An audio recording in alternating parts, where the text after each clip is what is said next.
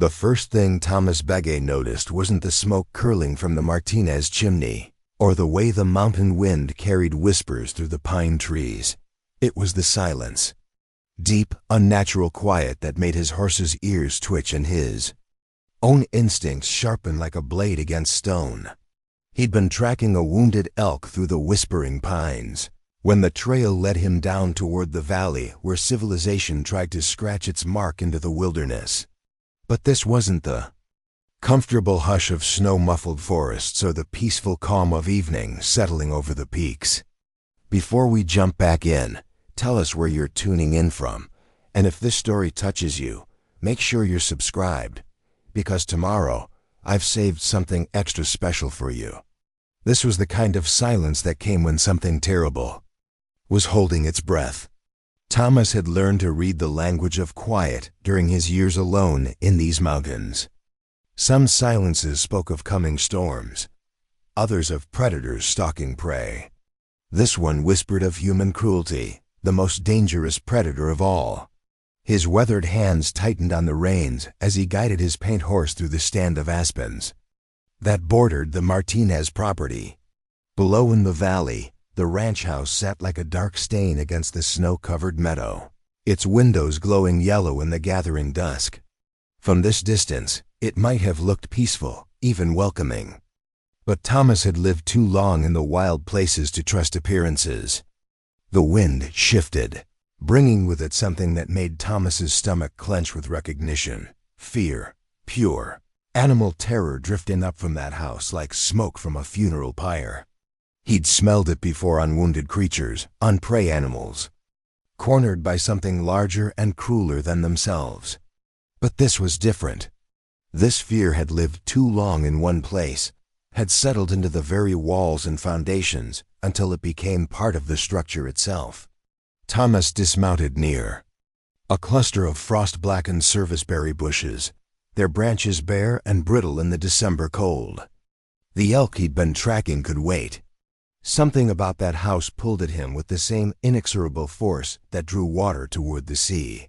He moved through the trees with the fluid grace of a man who'd spent decades learning how to become part of the landscape, his moccasins finding purchase on patches of bare ground between snowdrifts. The closer he got to the ranch, the more the silence pressed against his ears like a physical weight. Through a gap in the curtains of the main room window, he caught his first glimpse of them. A man paced back and forth across the wooden floor, his movements sharp and agitated like a caged wolf. Jake Martinez was a big man, broad through the shoulders with the kind of thick hands that looked like they were made for breaking things.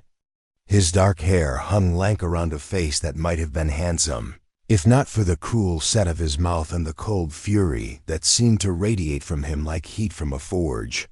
When he turned toward the far corner of the room, Thomas saw what had drawn that silence down from the mountains.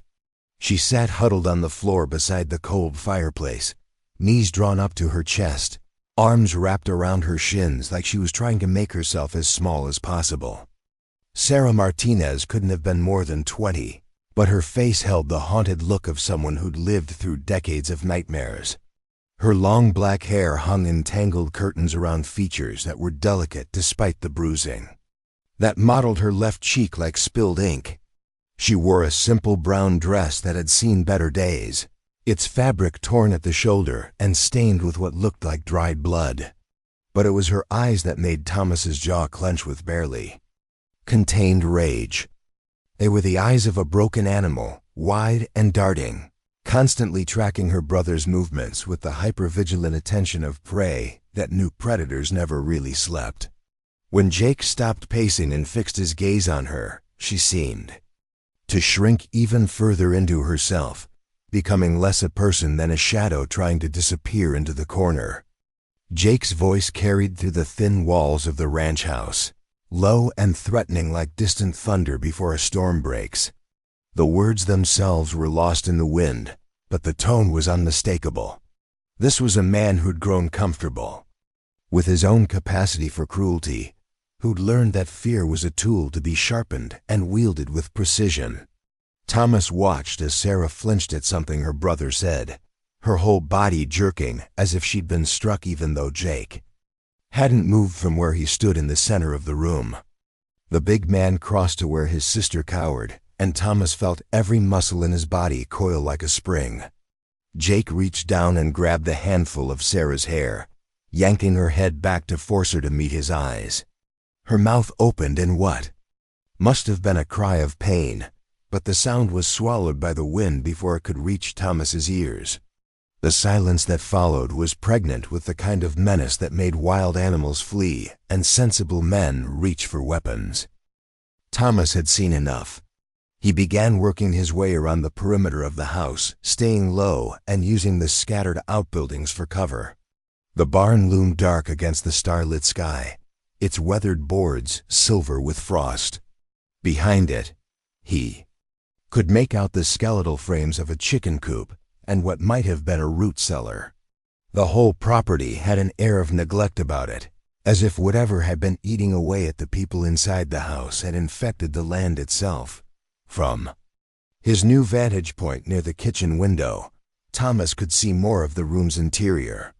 The fireplace that should have been warming the house stood cold and empty, filled with nothing but ash and the charred remains of what looked like furniture legs.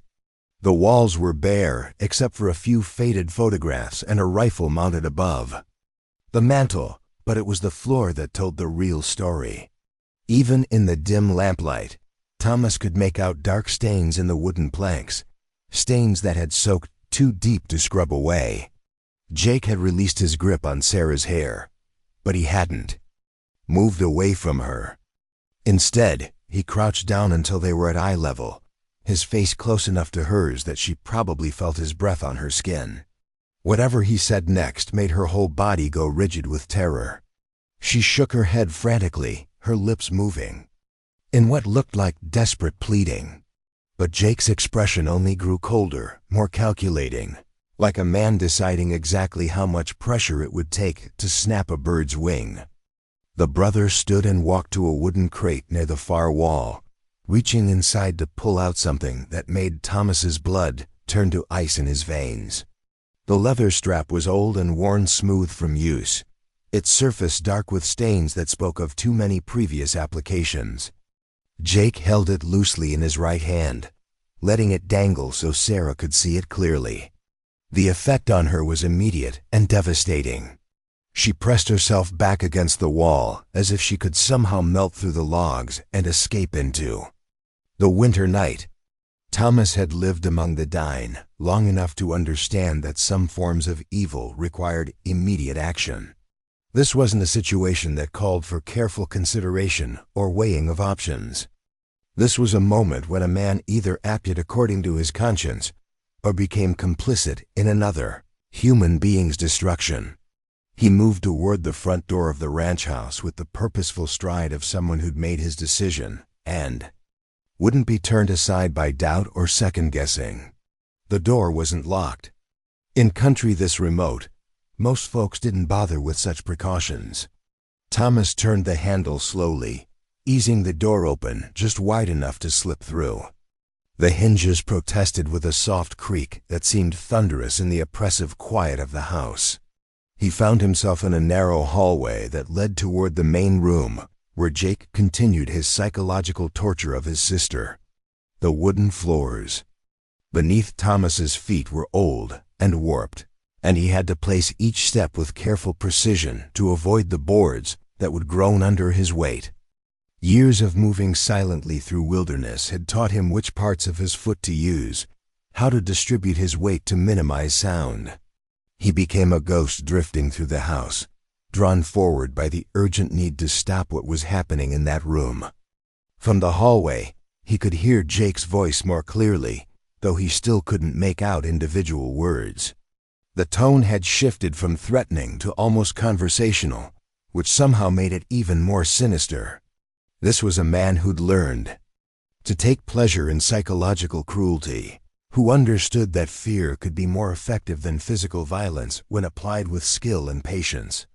Thomas reached the doorway and positioned himself where he could see into the main room without being spotted. Sarah hadn't moved from her position by the fireplace, but her posture had changed.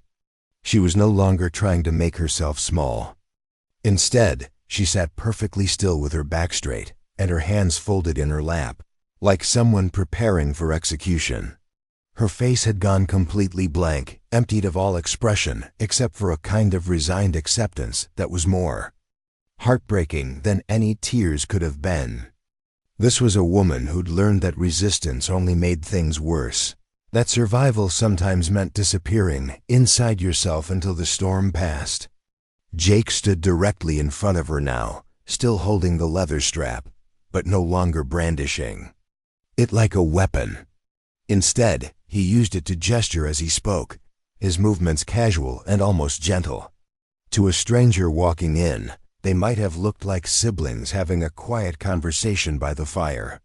But Thomas could see the way Sarah's hands trembled despite her outward calm, could read the fear that radiated from her like heat from a fever. Preparing and narrating this story took us a lot of time, so if you are enjoying it, subscribe to our channel. It means a lot to us. Now back to the story. This was torture refined to an art form, cruelty that had been practiced and perfected over years of repetition. The mountain man had seen enough. He stepped into the room with the fluid motion of a predator emerging from cover, his presence filling the doorway like a shadow-given substance. Jake's head snapped around at the sound of footsteps, his eyes widening with surprise that quickly shifted to anger at the intrusion. For a moment, the two men stared at each other across the lamplight room, taking measure of what they faced. Thomas was tall and lean, built like a man who'd spent his life climbing mountains and running rivers. His dark hair was streaked with early silver and hung to his shoulders, framing a face that was all sharp angles and weathered skin. He wore buckskin pants and a wool shirt beneath a coat made from elk hide, clothes that marked him as someone who lived outside the boundaries of civilization. But it was his eyes that commanded attention. They were dark as winter nights and held the kind of steady intensity that came from years of facing down bears and blizzards and every other danger the wilderness could offer. Jake recovered from his surprise quickly, his hand moving toward the rifle mounted above the fireplace. But Thomas was already in motion, crossing the room with the swift grace of a hunting cat. His hand closed around Jake's wrist before the bigger man could reach his weapon, fingers digging into pressure points that made Jake's arm go numb and useless. The leather strap fell from nerveless fingers to land on the floor with a soft whisper of sound. The two men stood locked together for a moment, Thomas's grip like iron around Jake's wrist. Then the mountain man spoke for the first time since entering the house, his voice low and steady as winter wind through the pines. He didn't threaten or bluster. He simply stated a fact that carried more weight than any shout or curse could have managed. Jake tried to pull away, but Thomas's grip tightened until the bigger man's face went white with pain. Sarah watched from her position by the fireplace, her blank expression giving way to something that might have been hope if she dared to trust it. She'd lived so long without rescue that the concept had become foreign to her, like a half-remembered dream from childhood. But here was this stranger who'd appeared out of the winter night, like some figure from the old stories her grandmother used to tell. Stories of warriors and spirits who intervened when evil grew too bold. Thomas released Jake's wrist and stepped back, putting himself between the brother and sister. Jake cradled his injured arm against his chest, his face twisted with rage and humiliation. He was clearly a man unused to being challenged, especially in his own home where he'd grown accustomed to absolute power over his sister's life. The presence of a witness, someone who could see through his carefully constructed facade of normalcy, threatened everything he'd built. The confrontation might have escalated into violence if not for the sound that cut through the tension like a blade through silk. Sarah was crying, not the harsh sobs of fresh grief, but the quiet, exhausted weeping of someone who'd held back tears for so long, they'd forgotten how to let them flow. The sound seemed to deflate some of Jake's anger, replacing it with a kind of desperate calculation as he tried to figure out how to explain away what this stranger had witnessed. Thomas turned to look at Sarah, really look at her for the first time. What he saw made his jaw clench with barely controlled fury. The bruising on her face was just the beginning.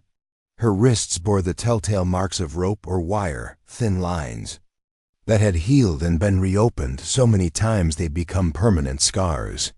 Her dress covered most of her body, but he could see enough to know that the damage went far beyond what was visible.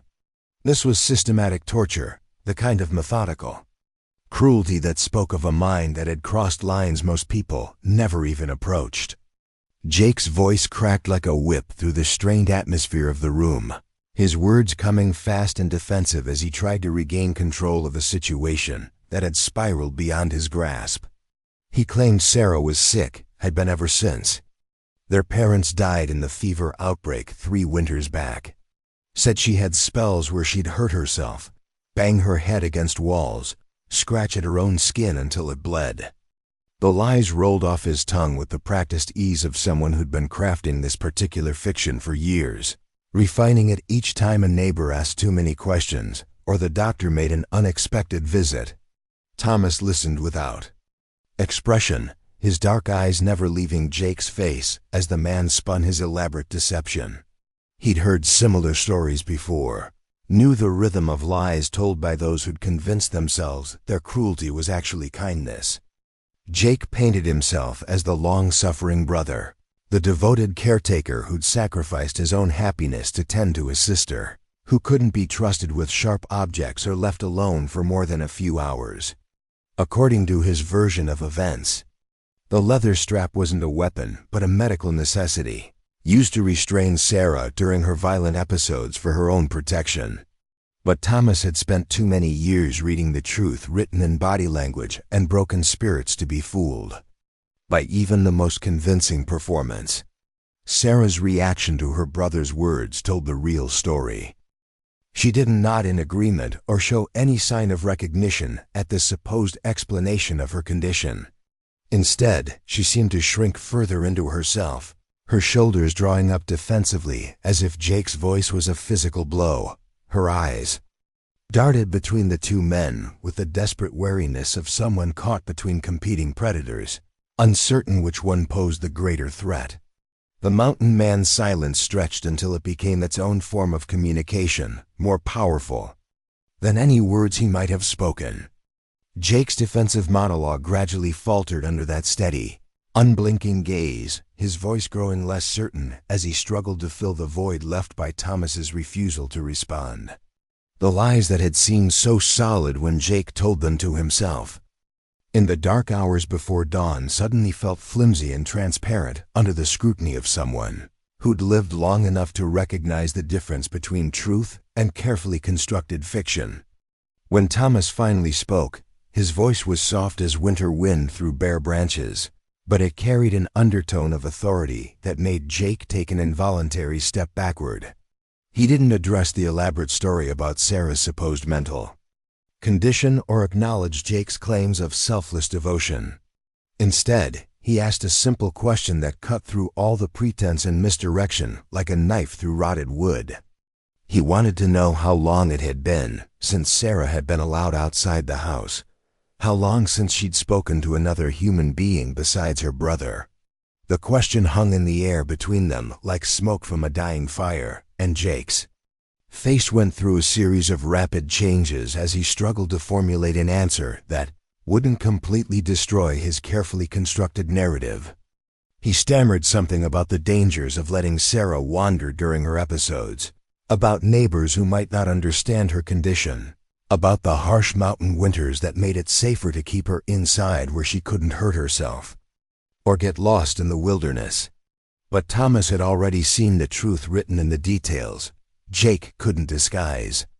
Sarah's skin had the pale, unhealthy pallor of someone who rarely saw sunlight, and her muscles had the soft weakness that came from lack of physical activity. Her clothes, though clean, were worn thin from repeated washing and showed signs of careful mending that spoke of someone making do with limited resources. Most telling of all was the way she reacted to sounds from outside the house, her head turning toward any noise from the world beyond. These walls with the desperate intensity of a caged bird hearing the call of its wild cousins, the mountain. Man moved closer to where Sarah sat, his approach slow and deliberate so as not to startle her further. He crouched down until they were at eye level, his weathered face gentle despite the anger that burned in his dark eyes. When he spoke to her, his voice was entirely different from the tone he'd used with Jake, soft and careful, as if he were approaching a wounded animal that might bolt at the first sign of threat. He asked her name, though he already knew it from the gossip that occasionally filtered up from the valley to his mountain sanctuary. Sarah's lips parted as if she meant to answer, but no sound emerged. She looked toward Jake with an expression of such profound terror that Thomas felt something cold and murderous settle in his chest. Years of isolation and abuse had trained her to seek permission for even the most basic human interactions, to second-guess every impulse toward normalcy until she'd forgotten how to be anything other than a victim. The simple act of speaking to a stranger had become so fraught with potential consequences that she'd lost the ability to do it without explicit approval from her tormentor. Jake's face darkened with barely controlled rage at this breach of the unspoken rules that governed his relationship with his sister. Sarah wasn't supposed to interact with outsiders, wasn't supposed to remind the world that she existed as anything other than an extension of his will. Her very presence in a conversation with someone else challenged the absolute authority he'd built his identity around, threatened to expose the carefully hidden reality of their lives together in this isolated ranch house. Thomas saw the way Jake's hands clenched into fists, recognized the micro-expressions that preceded violence in men who'd grown comfortable with using their physical advantages to maintain control. He straightened slowly, placing himself between the siblings once again, his posture casual but ready. Years of living in the wilderness had honed his reflexes to razor sharpness, and he moved with the fluid grace of someone who'd faced down mountain lions and survived blizzards that would have killed lesser men. The tension in the room was thick enough to taste, a metallic flavor like blood or old pennies that seemed to coat the back of Thomas's throat. He could feel the weight of years pressing down on this house, decades of cruelty and suffering that had soaked into the very foundations until the building itself seemed to radiate despair. Sarah represented the culmination of Jake's long descent into darkness, the final proof that some people were capable of depths of evil that defied comprehension. But there was something else in the room now, something that hadn't been there. When Thomas first looked through that window, hope, it was fragile as a candle flame in a hurricane, barely visible beneath Sarah's layers of trauma and fear, but it was there nonetheless. She kept glancing at Thomas with something that might have been curiosity if she'd dared to trust it, as if some long-dormant part of her spirit recognized that rescue might actually be possible. The mountain man made his decision in that moment, though he'd probably been moving toward it from the instant he'd first seen Sarah huddled by that cold fireplace. He told Jake that Sarah was coming with him, not as a question or a request, but as a simple statement of fact that brooked no argument or negotiation. The words fell into the silence of the room like stones into still water, creating ripples of shock and disbelief that spread outward to touch every corner of the space.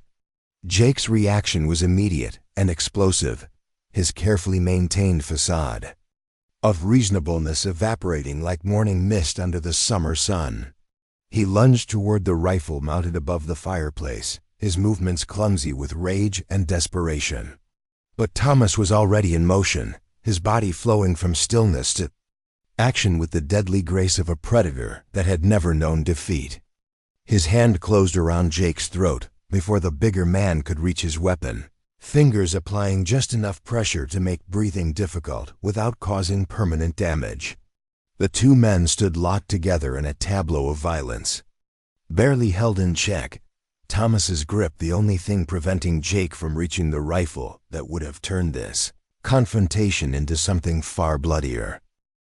Jake's face began to redden as he struggled against the iron-strong fingers that held him, his own hands clawing ineffectively at Thomas's wrist. The mountain man's expression remained calm, almost serene, as if choking the man nearly to unconsciousness was no more significant than swatting a particularly persistent fly. Sarah watched from her position by the fireplace, her eyes wide with a mixture of terror and fascination. She'd never seen anyone stand up to Jake before, had begun to believe that her brother's dominance was as immutable as the laws of nature. The sight of him helpless in another man's grip challenged everything she thought she knew about power and control, opened up possibilities she'd been forced to abandon so long ago. They felt like half-remembered dreams. Thomas held Jake for perhaps 30 seconds longer than strictly necessary, long enough to ensure that the lesson was thoroughly understood. When he finally released his grip, Jake collapsed to his knees, gasping and clutching at his bruised throat. The mountain man stepped back, his eyes never leaving Jake's face as the bigger man struggled to regain his breath and his composure. The balance of power in the room had shifted permanently, and all three of them knew it. The mountain man turned, his attention back to Sarah, extending his hand toward her with the same careful patience he might have shown a wild deer that had wandered too close to his campfire. She stared at his outstretched palm as if it were some alien artifact she couldn't quite comprehend, her mind struggling to process the concept of voluntary human contact that didn't involve pain or humiliation. Years of conditioning had taught her that every gesture of apparent kindness was merely a prelude to greater cruelty. That hope was a luxury she couldn't afford. But something in Thomas's eyes, some quality of steadiness and genuine concern, began to penetrate the walls she'd built around her heart. She reached out tentatively, her fingers trembling as they approached his. The moment their skin made contact, she jerked back as if she'd been burned, then looked at Jake with an expression of such profound guilt that Thomas felt his jaw clench with renewed anger. Even this simple human connection had been twisted into something shameful in her mind. Another sin to be catalogued and punished at her brother's discretion. Thomas withdrew his hand but didn't move away, maintaining his position between Sarah and Jake while he considered the best way to extract her from this nightmare without causing her further trauma. The practical challenges were significant. They were miles from the nearest town, and the winter weather made travel dangerous for someone in Sarah's weakened condition. More importantly, years of psychological torture had left her so broken that she might not survive the shock of sudden freedom, might collapse under the weight of choices she'd been trained never to make. Jake had recovered enough to speak, though. His voice was hoarse from the pressure Thomas had applied to his throat. He tried a different approach now, abandoning the fiction about Sarah's mental illness in favor of legal arguments about property rights and family authority. He claimed that Sarah was his responsibility under the law, that no outsider had the right to interfere in private family matters. The words came out in a desperate rush, as if he could somehow talk his way back to the position of control he'd occupied just minutes earlier. But Thomas had lived too long on the margins of civilization to be impressed by appeals to legal authority, especially when that authority was being invoked to justify ongoing cruelty. He'd seen what happened when good people chose to look the other way rather than get involved in messy situations, had witnessed the consequences of societies that valued order over justice. The law might give Jake the right to keep his sister prisoner, but there were older laws, deeper truths that transcended the boundaries of any legal system devised by fallible humans. The mountain man's response was to simply turn his back on Jake and focus all his attention on Sarah, as if her brother had ceased to exist as anything more than a minor annoyance.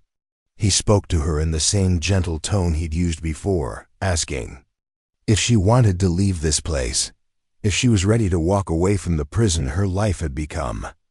The question was carefully phrased to avoid implying any criticism of her for having endured this situation for so long, recognizing that survival sometimes required compromises that looked like weakness to those who'd never faced similar choices. Sarah's eyes filled with tears that she tried desperately to hold back, her whole body trembling with the effort of keeping her emotions contained.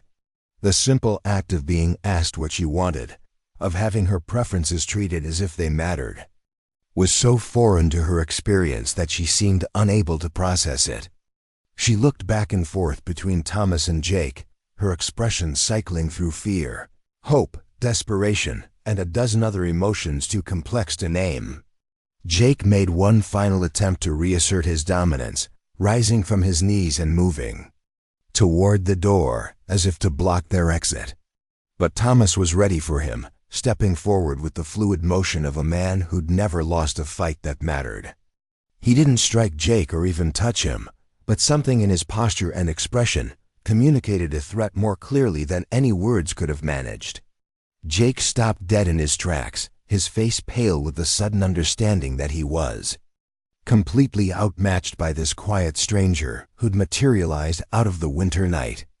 The mountain man held Sarah's gaze as he extended his hand toward her once more, this time holding it steady and waiting for her to make the choice in her own time. Minutes passed in silence, broken only by the wind rattling the windows and the soft crackle of the dying embers in the fireplace. Sarah stared at Thomas's outstretched palm as if it represented not just escape from her current situation, but a doorway into an entirely different kind of existence, one where her thoughts and feelings might actually matter to someone besides herself. When she finally reached out and placed her small trembling hand in his, Thomas felt something shift in the atmosphere of the room, as if the very air had been holding its breath, waiting for this moment. Her fingers were cold as winter stream, water and shook like leaves in a strong wind, but they closed around his with surprising strength. For the first time in years, Sarah Martinez had made a choice for herself, had taken the first tentative step toward reclaiming the life that had been stolen from her one cruel day at a time. Thomas helped her to her feet with infinite gentleness, supporting her weight as her legs threatened to buckle beneath her. Years of malnutrition and enforced inactivity had left her weak as a newborn colt, but there was steel beneath the fragility, a core of strength that all Jake's cruelty hadn't been able to completely destroy. She swayed against Thomas's side, her head barely reaching his shoulder, but she remained upright through sheer force of will. Jake watched this tableau with an expression that cycled between rage, disbelief, and something that might have been genuine grief for the control he was losing.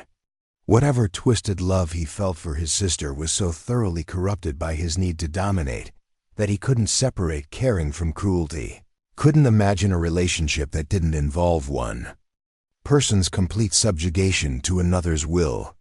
The sight of Sarah choosing someone else over him challenged not just his authority, but his entire understanding of how the world was supposed to work.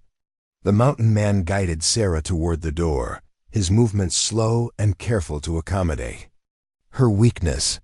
She stumbled once, her legs betraying her just as they reached the threshold, but Thomas caught her before she could fall.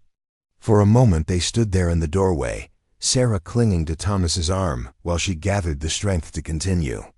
Behind them, Jake remained frozen in the center of the room, his hands opening and closing uselessly as he watched his power over his sister evaporate like smoke in the wind.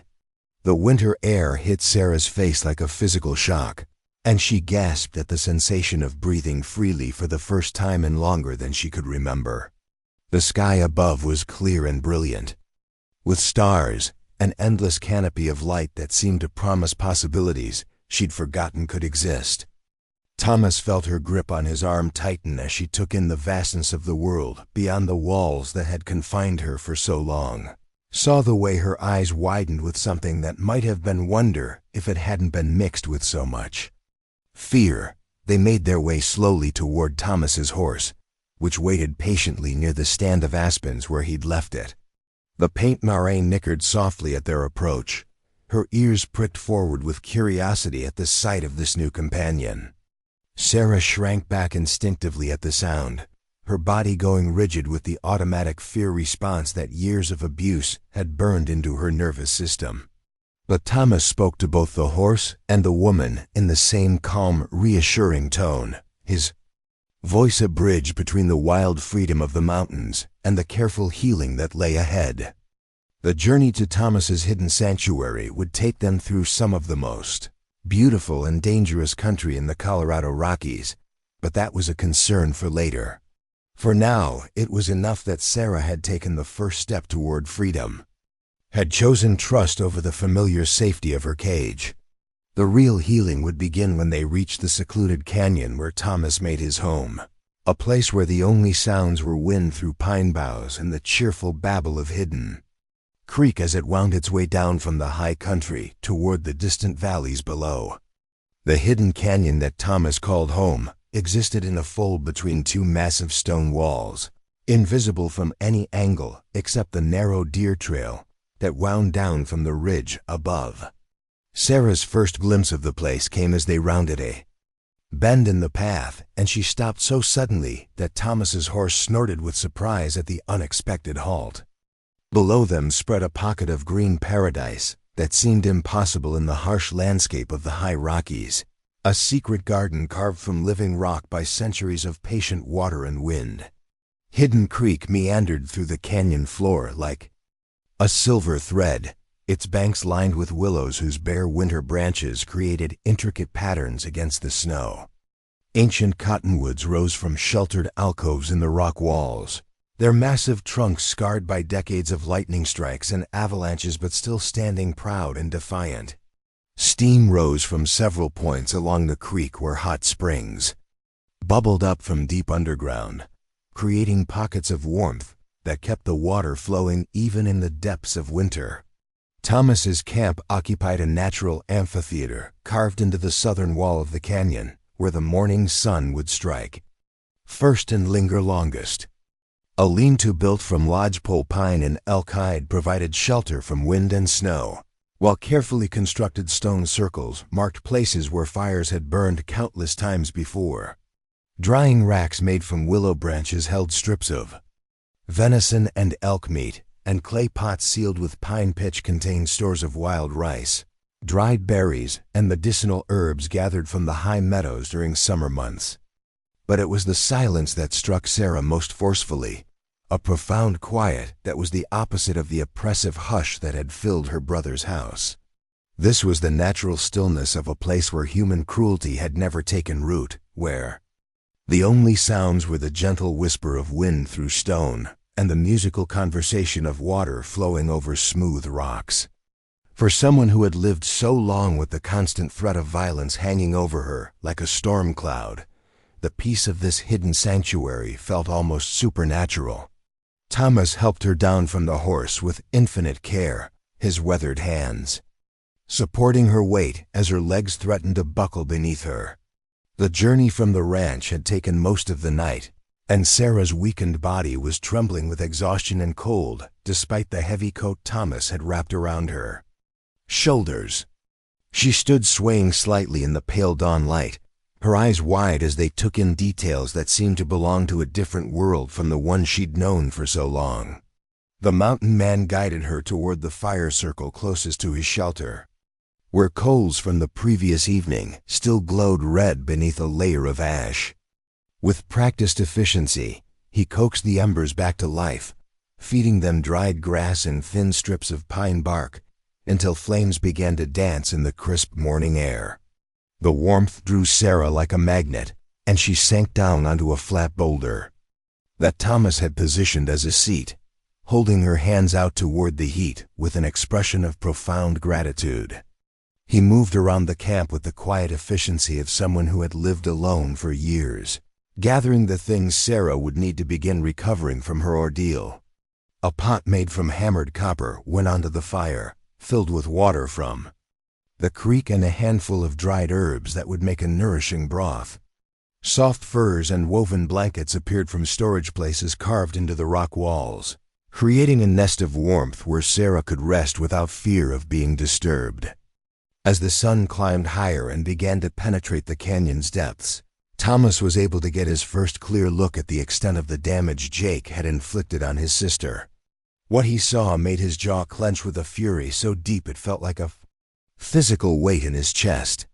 Sarah's face bore not just the fresh bruising he'd noticed in the ranch house, but layer upon layer of old injuries that had healed poorly or not at all. Her left wrist bent at a slight angle that suggested bones had been broken and set incorrectly, while thin scars crisscrossed her forearms like a map of suffering drawn in flesh.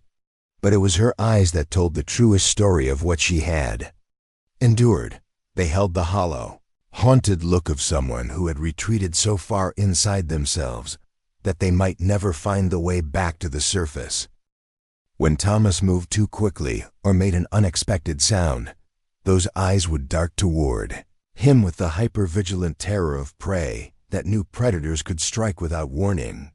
She flinched at shadows, started at the snap of burning wood, and seemed to expect every kindness to be followed by some form of punishment. The mountain man had seen similar damage in animals that had been trapped or tortured, had nursed wounded creatures back to health in this same canyon. But human beings were more complex than wild things, capable of deeper wounds that went beyond the merely physical.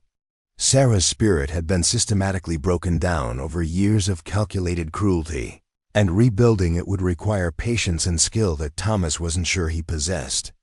He began with the most basic necessities, offering her the warm broth in a carved wooden bowl and watching as she struggled with the simple act of feeding herself. Her hands shook so badly that she spilled more than she consumed at first, and Thomas could see the shame and frustration that flashed across her face at her own weakness. But he said nothing about her clumsiness, merely refilled the bowl when it emptied and added more wood to the fire when the flames began to die down. As the day progressed and the canyon filled with golden sunlight, Sarah began to show the first tentative signs of relaxation. The warmth of the fire and the nourishing broth helped steady her hands, while the absolute silence of the place gradually convinced her hypervigilant nervous system that no immediate threats were lurking nearby. She even managed to eat a few strips of dried meat that Thomas offered, chewing slowly as if she had forgotten the taste of food that wasn't tainted with fear. But it was when Thomas began to sing that something deeper shifted in Sarah's demeanor.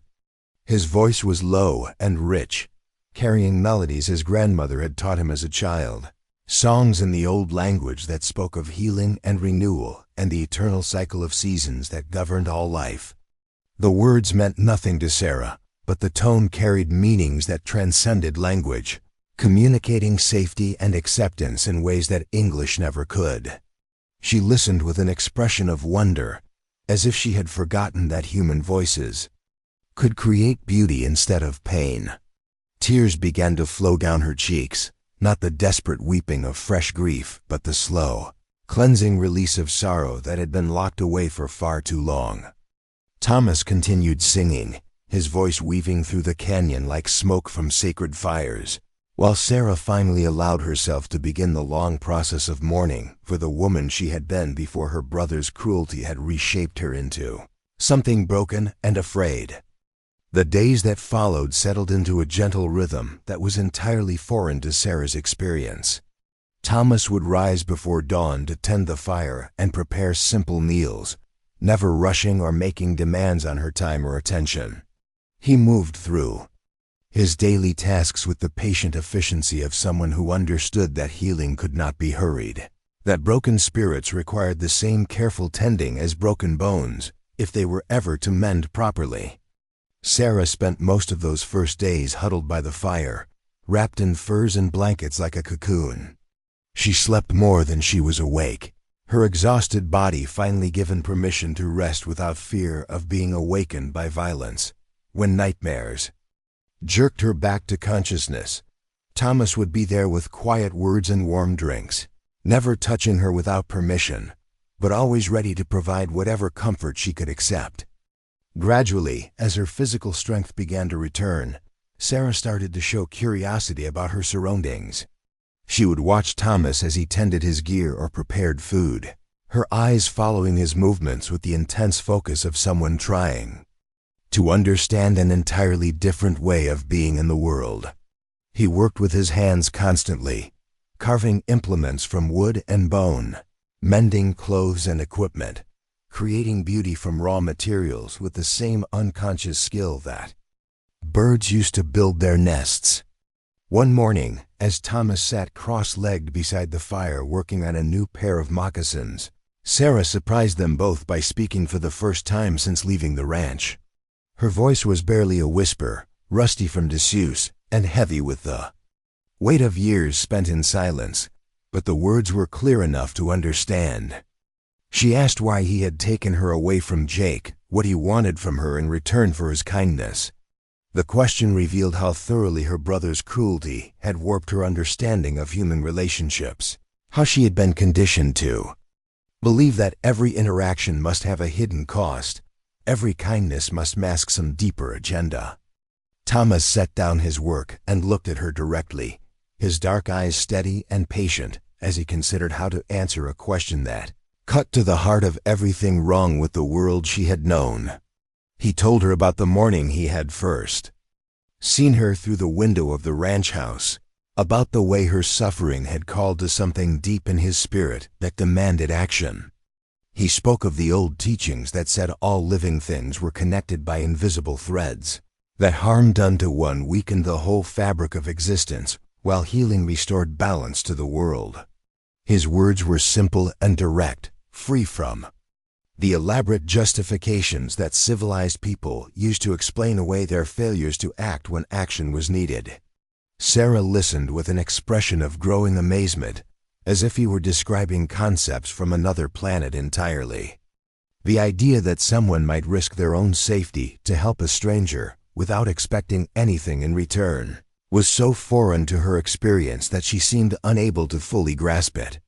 But something in Thomas's tone, some quality of absolute sincerity, began to penetrate the walls of cynicism that years of abuse had built around her heart.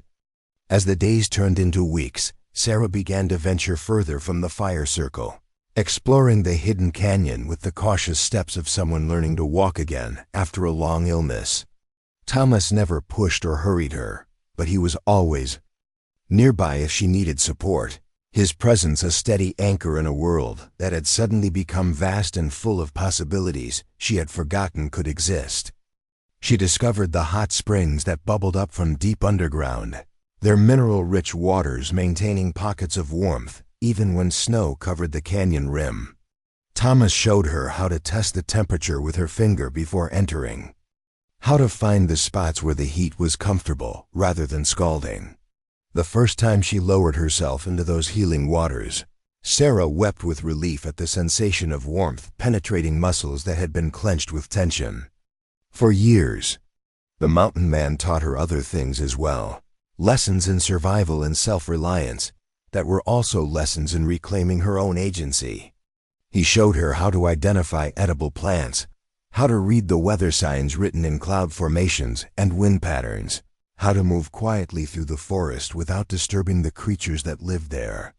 Each skill she mastered was another small step away from the helpless victim Jake had tried to make her into, another brick in the foundation of the new person she was slowly becoming. But it was in the evenings, as they sat beside the fire watching stars emerge in the darkening sky, that the deepest healing took place. Thomas would tell stories from his own life, tales of his childhood among the dying, of the years he had spent learning the old ways from elders who remembered when the world was different. He spoke of loss and betrayal, of times when he had been forced to choose between survival and principle, of the long journey that had brought him to this hidden canyon where he could live according to his own understanding of what was right. These stories gave Sarah permission to begin sharing her own memories, though at first they came in fragments and whispers, pieces of a life that felt like it had belonged to someone else entirely. She told him about the parents who had died when she was barely 16, about the way Jake had changed after their funeral from a protective older brother into something dark and controlling.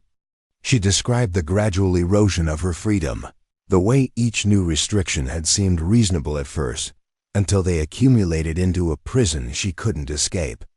The words came haltingly at first, interrupted by long silences and sudden retreats into the safety of muteness when the memories became too painful to bear. But Thomas never showed impatience or tried to hurry her revelations, understanding that trauma needed to be released slowly if it wasn't to poison the victim all over again.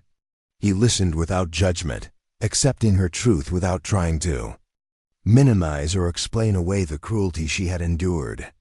As Sarah's physical strength returned and her spirit began to unfold like a flower after a long winter, she started to show signs of the person she had been before Jake's systematic destruction of her identity. She had a quick mind that had survived despite years of being told she was stupid and worthless, and she absorbed Thomas's teachings with an eagerness that spoke of intelligence long suppressed. She began to help with camp tasks or movements, growing more confident as she discovered that mistakes were met with patience rather than punishment. One evening, as they sat beside the fire sharing a meal of roasted rabbit and wild onions, Sarah asked Thomas about his family, about the people he had left behind when he chose the solitary life of the mountains. His answer revealed depths of pain that she was only beginning to understand, losses that had shaped him just as surely as her suffering had shaped her. He spoke of a wife and daughter who had died in the smallpox epidemic that swept through the reservation when he was a young man, of the way grief had driven him into the wilderness where he could heal without being constantly reminded of what he had lost. The revelation created a bridge of understanding between them, a recognition that they were both refugees from lives that had become unbearable, both seeking healing in the silence and solitude of the high country. Sarah began to see that Thomas's kindness to her wasn't charity or pity, but something deeper, a recognition of shared humanity that transcended the boundaries of race and culture and personal history. It was then that she found the courage to tell him the whole truth about her years with Jake, the full extent of the physical and psychological torture she had endured. The words came pouring out like water from a broken dam, years of suppressed truth finally finding voice in the safety of Thomas's patient listening. She spoke of beatings that left her unconscious for hours, of days spent tied to chairs while Jake ranted about her supposed sins and failures. She described the elaborate punishments he devised for infractions as minor as looking out the window or humming a half-remembered song, the way he had systematically isolated her from every source of human connection until he became the only person in her world. But perhaps most damaging of all had been the psychological warfare, the constant barrage of criticism and humiliation designed to convince her that she deserved whatever treatment she received. Jake had been skilled at finding the soft spots in her psyche and pressing on them until she began to believe his version of reality, began to accept that she was worthless and broken and deserving of punishment for crimes she couldn't even name. Thomas listened to it all without flinching, his dark eyes reflecting the firelight as Sarah's words painted pictures of cruelty that would have broken weaker spirits entirely. When she finally fell silent, exhausted by the act of speaking truths she had never dared voice before, he reached across the space between them and took her hand in his. The touch was gentle as the brush of wind through grass, but it carried a weight of acceptance and understanding that began to heal wounds Sarah hadn't even known she carried. In that moment, something fundamental shifted in their relationship, moving beyond the simple dynamic of rescuer and victim toward something deeper and more complex.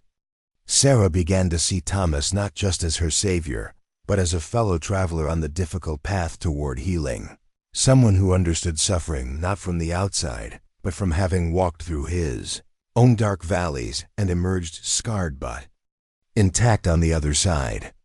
The trust that bloomed between them in the days that followed was unlike anything Sarah had ever experienced, built not on power or need but on mutual recognition and respect. Thomas showed her the secret places in the canyon where eagles nested and wildflowers bloomed in summer, while Sarah shared memories of her mother's songs and the stories her grandmother had told about the old days when the mountains were full of spirits and magic. They began to work together on projects that required cooperation and communication, building improvements to the camp and preparing for the harsh months of winter that lay ahead. Sarah discovered that she had skills she hadn't known she possessed, talents that had been buried under years of being told she was incompetent and worthless. Her hands were clever with needle and thread, able to mend torn clothing and create new garments from scraps of hide and fabric. She had an intuitive understanding of which herbs were good for healing and which for seasoning food, knowledge that came from some deep well of ancestral memory. But perhaps most importantly, she began to rediscover her own voice, not just the physical act of speaking, but the deeper capacity to express thoughts and feelings that had been suppressed for so long they had nearly disappeared entirely.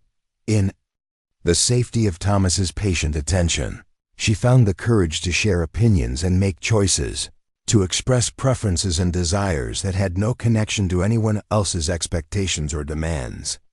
The transformation wasn't easy or straightforward, and there were many setbacks along the way.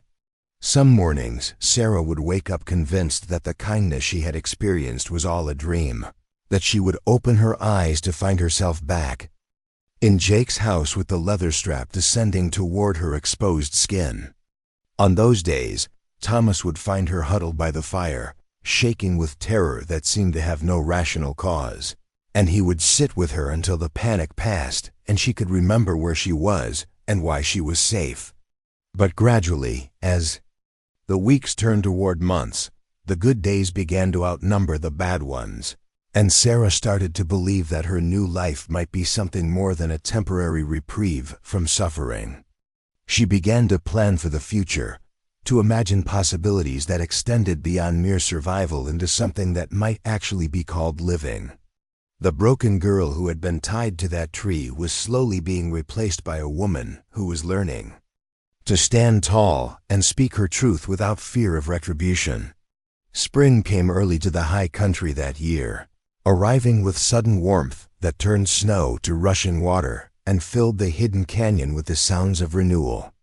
Sarah stood at the edge of Hidden Creek, watching the swollen waters carry winter's debris toward the distant valleys below, and felt something stirring in her chest that she hadn't experienced in years.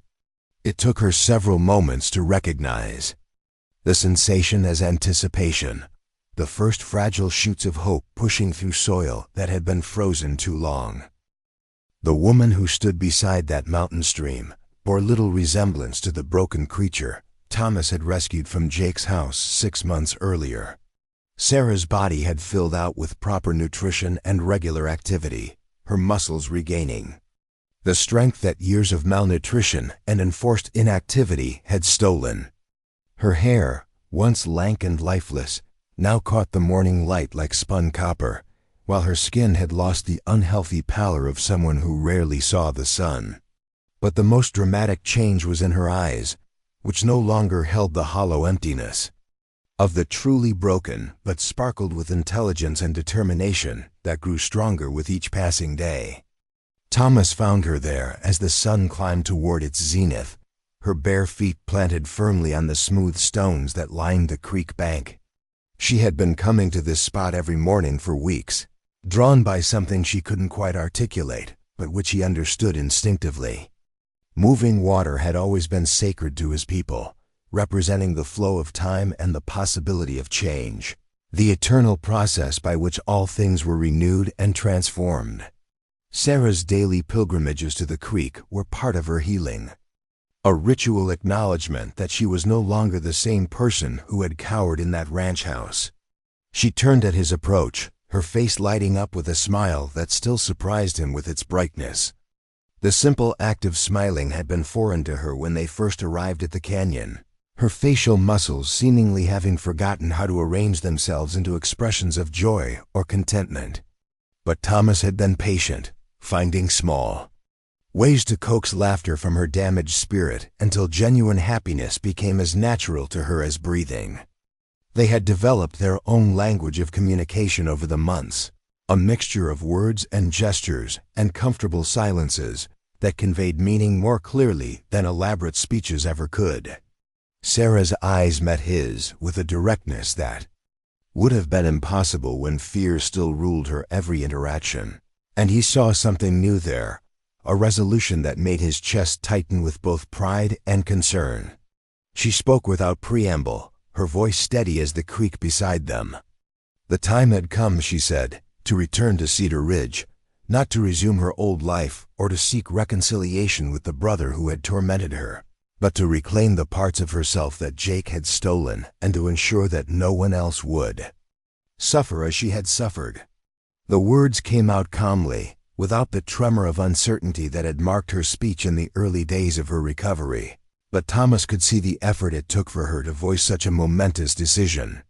He had been expecting this moment for weeks, had seen it building in the way Sarah carried herself, in the questions she asked about the world beyond their hidden sanctuary. Her healing had progressed to the point where the canyon that had once represented safety and refuge was beginning to feel like another kind of prison, albeit a comfortable one. She was ready to test herself against the larger world, to discover whether the strength she had built in solitude would sustain her when faced with the complexities and dangers of human society. Thomas's response was characteristically direct. He asked if she was truly ready to face Jake again, to confront the man who had systematically destroyed her sense of self-worth over years of calculated cruelty. The question wasn't meant to discourage her, but to ensure that her decision came from strength rather than some misguided notion of obligation or revenge. He had seen too many people rush back into situations they weren't equipped to handle, only to be destroyed by forces they thought they had overcome. Sarah's answer revealed the depth of her transformation in ways that mere words could never have conveyed. She wasn't going back to face Jake as his victim, or even as his sister, she explained, but as a woman who had discovered her own worth and refused to let anyone diminish it again. Her brother's power over her had been built on isolation and fear, on the carefully maintained fiction that she was helpless and dependent on his twisted version of care. By returning to Cedar Ridge as a whole person rather than a broken thing, she would shatter the foundations of that power forever. But there was more to her decision than simple personal healing, though Thomas could see that she struggled with how to express the deeper motivations that drove her toward this confrontation. She spoke haltingly at first, then with growing passion. About the other women in Cedar Ridge who might be suffering in silence behind closed doors, who might be enduring their own versions of the hell she had escaped. Her return would serve as proof that survival was possible, that the seemingly unbreakable cycles of abuse could be shattered by courage and determination. The mountain man listened without interruption as Sarah outlined her plans, her voice growing stronger and more confident as she spoke.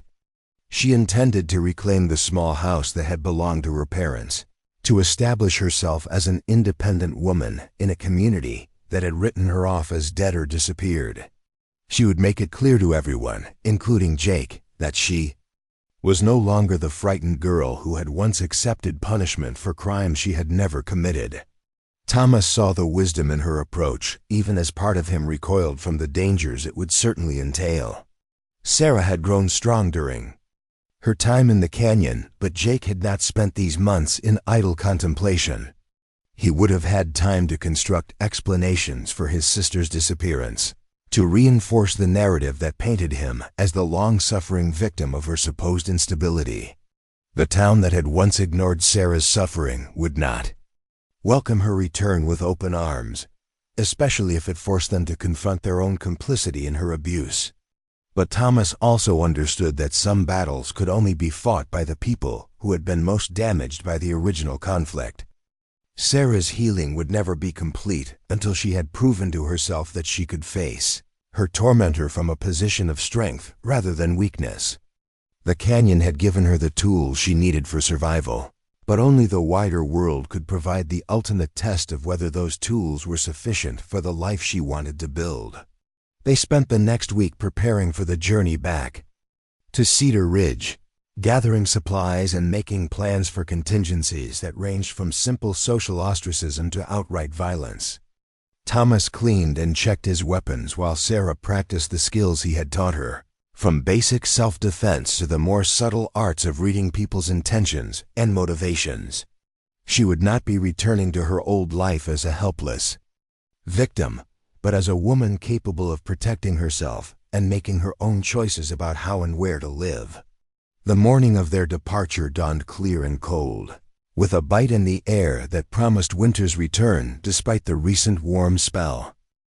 Sarah stood in the center of the camp where she had spent the most transformative months of her life, her eyes taking in details she wanted to remember forever.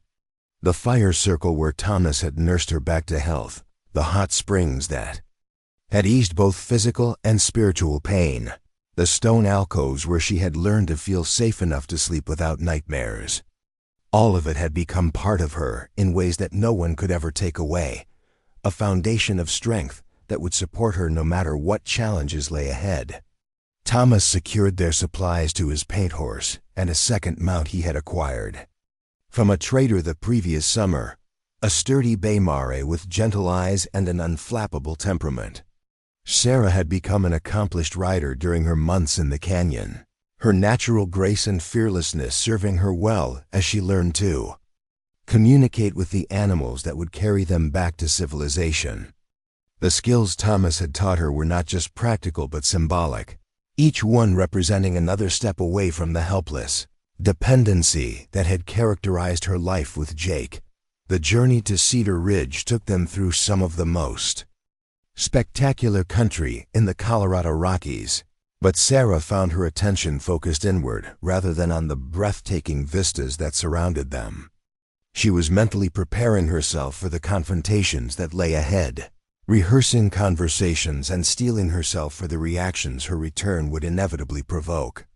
The woman who had once been terrified of her own shadow was planning to walk back into the community that had failed to protect her and demand the respect she had been denied for so long. They made camp the final night in a grove of pine trees within sight of Cedar Ridge's scattered lights. The familiar landmarks of Sarah's childhood spread out below them like a map of old sorrows. She could see the church steeple where Pastor Stone had preached about forgiveness and redemption while ignoring the suffering that occurred in his own congregation. The general store where old Pete had sold supplies to Jake while carefully avoiding questions about why he never saw Sarah anymore.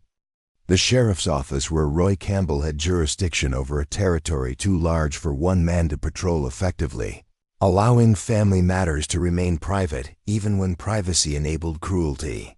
Thomas watched Sarah as she studied the town below, seeing the way her jaw set with determination and her hands clenched into fists at her sides.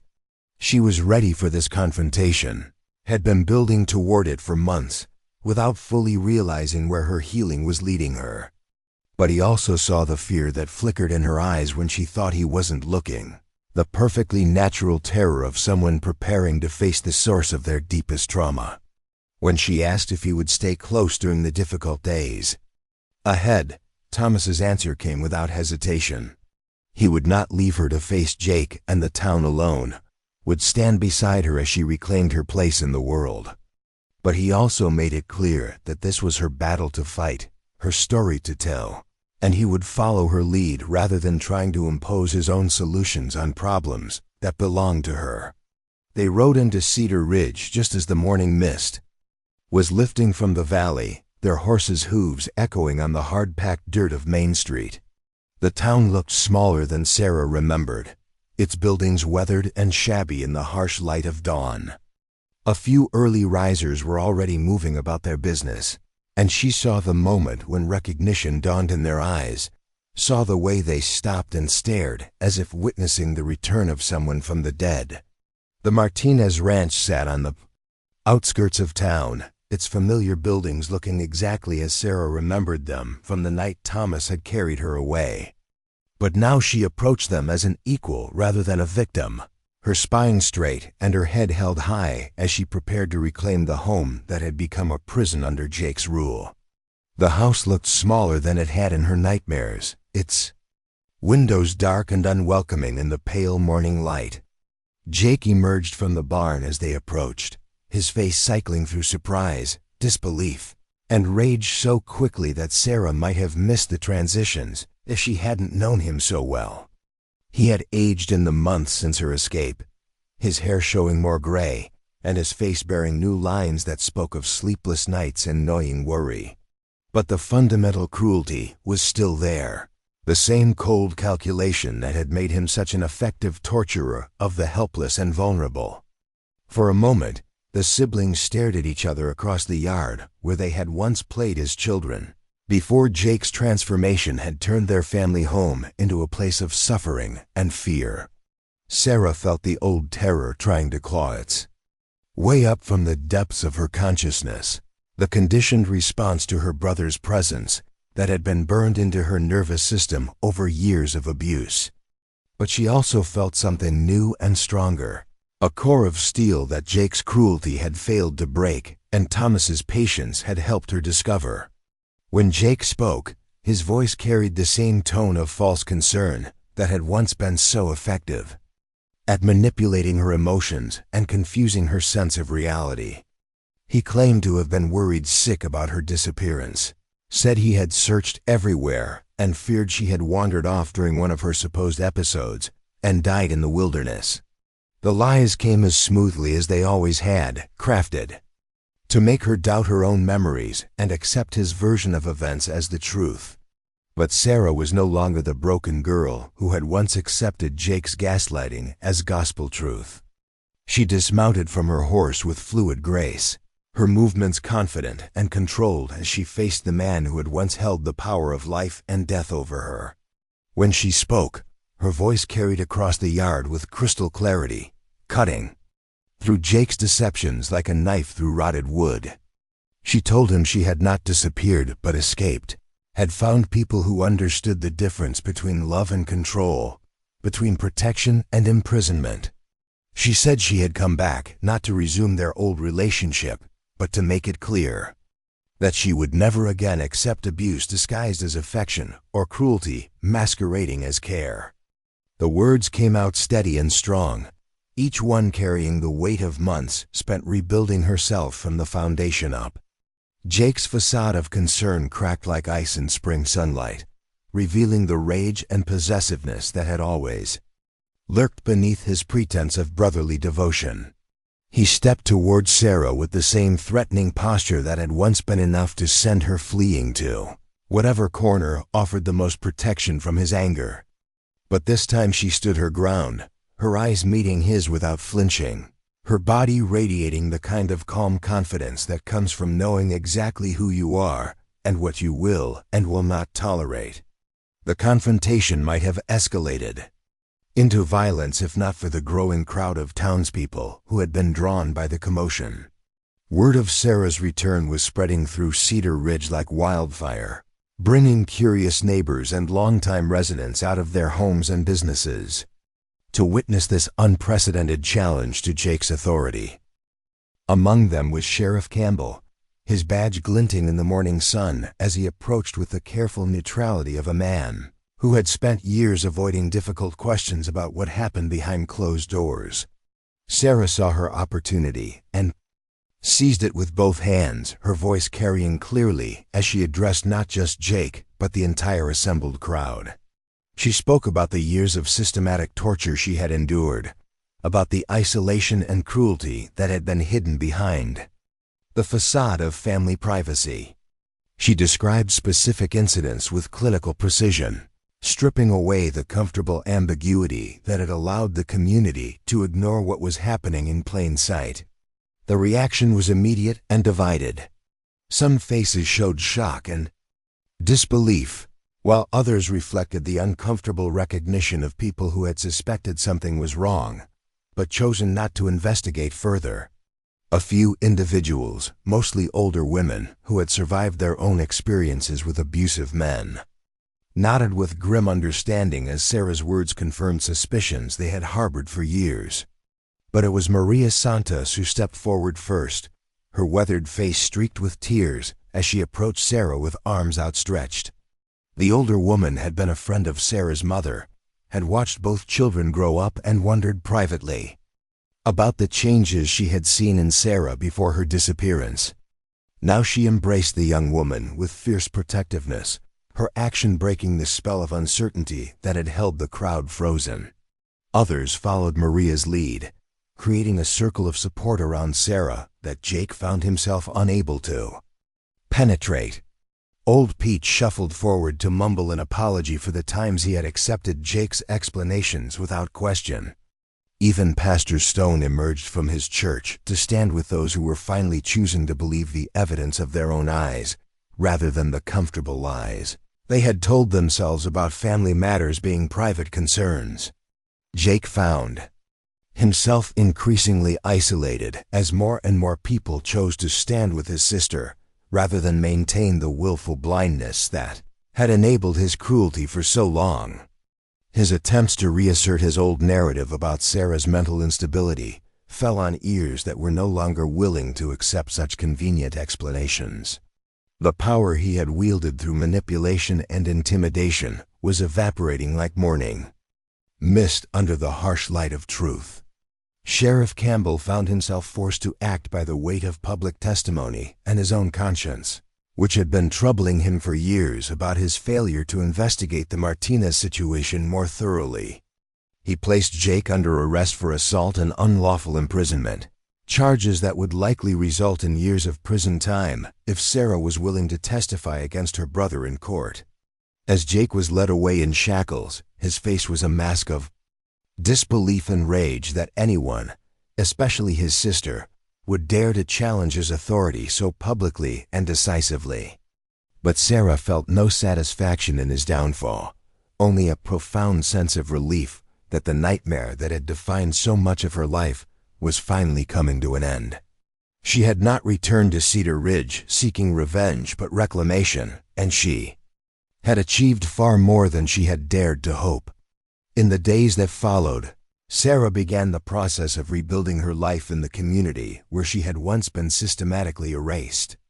She reclaimed her parents' house, scrubbing away years of neglect and fear until it became a home again rather than a prison. Thomas helped with the heavy work while maintaining his own camp in the mountains, understanding that Sarah needed space to establish her independence, even as she treasured his continued presence in her life. The transformation was not without its challenges. Some members of the community remained skeptical of Sarah's accusations, preferring to believe that family disputes should be resolved privately rather than aired in public forums. But the growing support from women who had recognized their own experiences in Sarah's testimony created a momentum that could not be easily stopped. Sarah began reaching out to other women in the community who might be suffering in silence, offering them the same kind of patient listening and practical support that Thomas had given her during her darkest hours. She established herself as someone who could be trusted with secrets too dangerous to share with family or friends, becoming a lifeline for those who had nowhere else to turn. Her relationship with Thomas deepened and evolved as they navigated the complexities of building a life together that honored both their need for independence and their desire for companionship. They were married in a simple ceremony beside Hidden Creek, with only the mountains and sky as witnesses to their exchange of vows. Their love was built on mutual respect and shared understanding rather than need or dependency. A partnership between equals who had both survived their own forms of darkness and chosen to create light together. Years later, Sarah would look back on her return to Cedar Ridge as the moment when she truly began to live rather than merely survive. She had faced her greatest fear and discovered that courage was not the absence of terror, but the decision to act in spite of it. The broken girl who had once cowered in corners had become a woman who stood tall and spoke truth to power, who used her own experience of suffering to prevent others from enduring similar pain. Jake served his sentence in the territorial prison, his reputation in Cedar Ridge destroyed beyond repair. Some said he emerged a changed man, broken by his experience of powerlessness and genuine remorse for the cruelty he had inflicted. Others maintained that he had simply learned to hide his true nature more effectively. Sarah neither knew nor cared which version was true. She had moved beyond the need for his acknowledgement or transformation, finding her own peace in the life she had built from the ashes of her former captivity. The hidden canyon remained a special place for Sarah and Thomas, a sanctuary they returned to whenever the demands of civilization became overwhelming. There, beside the hot springs where Sarah had first begun to heal, they would sit together in comfortable silence and remember the journey that had brought them from darkness into light. The creek continued its eternal conversation with the stones, carrying away the debris of winter and making room for the new growth that spring always brought to those patient enough to wait for its arrival. The trial of Jake Martinez became the defining event of Cedar Ridge's collective memory, a watershed moment that forced the entire community to confront truths they had spent years carefully avoiding. Sarah sat in the witness chair with her spine straight and her voice clear, recounting years of systematic abuse with the same clinical precision that Dr. Williams used when describing broken bones and infected wounds.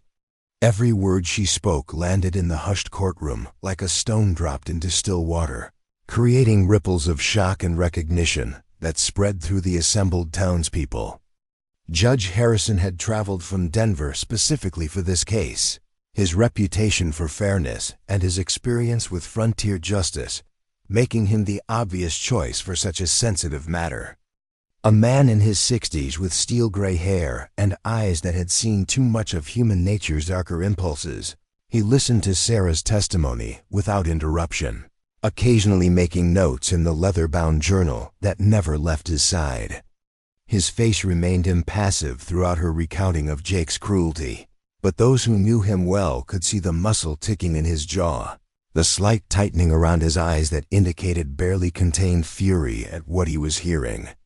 Sarah's voice never wavered as she described the elaborate punishments Jake had devised for imaginary transgressions, the way he had systematically isolated her from every human connection until he became the sole arbiter of her reality. She spoke of being tied to chairs for days at a time, of meals withheld until she begged for forgiveness for crimes she had never committed, of the leather strap that had become as familiar to her as her own shadow. The courtroom was so quiet during her testimony that the scratch of the court reporter's pen sounded thunderous in the oppressive silence. But it was when Sarah described the psychological torture that the true scope of Jake's cruelty became clear to those listening. Physical violence was something the frontier-hardened residents of Cedar Ridge could understand, even if they didn't approve of it. But the methodical destruction of a person's sense of self, the careful cultivation of learned helplessness and self-doubt, represented a level of calculated evil that shocked even those who thought they had seen everything the wilderness could produce in terms of human depravity. Jake's defense attorney, a nervous young man named Peterson who had drawn the short straw when the territorial court system assigned him the case, attempted to portray his client as a man overwhelmed by circumstances beyond his control. He painted a picture of Jake as a grieving son forced to care for a mentally unstable sister while dealing with his own loss and isolation. But Peterson's heart clearly wasn't in the defense, and his half-hearted attempts at character assassination crumbled in the face of Sarah's unwavering composure and the growing mountain of corroborating testimony from community members who had finally found the courage to speak. Maria Santos took the stand to describe the changes she had observed in Sarah over the years, the way a bright, curious child had gradually transformed into a hollow-eyed wraith who flinched at sudden movements and seemed to expect punishment for the crime of existing. Old Pete testified about the supplies Jake had purchased over the years, including rope and leather goods that had no apparent use on a ranch that ran no cattle and employed no hands. Even Pastor Stone was compelled to admit that he had harbored suspicions about the Martinez household, but had chosen to respect the privacy of family matters rather than investigate further. Dr. Williams provided, perhaps, the most damning testimony of all, describing the extent of Sarah's injuries when Thomas had brought her to him for examination after her escape. The physician's clinical descriptions of old fractures that had healed improperly, of scars that formed patterns consistent with systematic abuse, of malnutrition and vitamin deficiencies that spoke of deliberate neglect, painted a picture that no amount of legal maneuvering could explain away. His voice shook with suppressed anger as he testified about wounds that could only have been inflicted by someone with intimate knowledge of how to cause maximum pain without leaving immediately. Obvious evidence. Thomas himself took the stand on the trial's third day, his presence commanding the courtroom's attention in ways that had nothing to do with his imposing physical stature. He spoke with the measured cadence of someone who chose his words carefully, describing the night he had found Sarah and the months of patient healing that had followed. His testimony was remarkable not for its passion, but for its restraint. The way he presented facts without editorial comment and allowed the jury to draw their own conclusions about what those facts meant. When Peterson attempted to suggest that Thomas had kidnapped Sarah rather than rescued her, the mountain man's response was so quiet and controlled that it was somehow more intimidating than any shout could have been.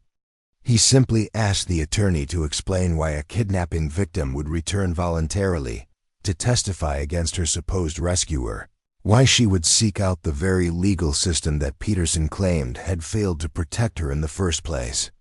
The question hung in the air unanswered, highlighting the absurdity of any interpretation of events that didn't acknowledge Sarah's agency in her own liberation. The jury deliberated for less than 2 hours before returning a verdict that surprised no one who had been following the testimony. Jake Martinez was found guilty on all counts, from assault and battery to unlawful imprisonment to a territorial statute against the systematic abuse of family members that had been rarely invoked, but which fit his crimes perfectly.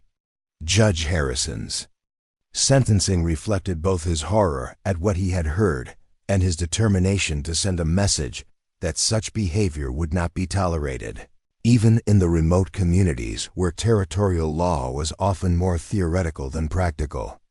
25 years in the territorial prison, with the possibility of parole only after serving at least 15 years of that sentence. The judge's words echoed through the courtroom like hammer blows, each syllable driving home the reality that Jake's reign of terror had finally come to an end.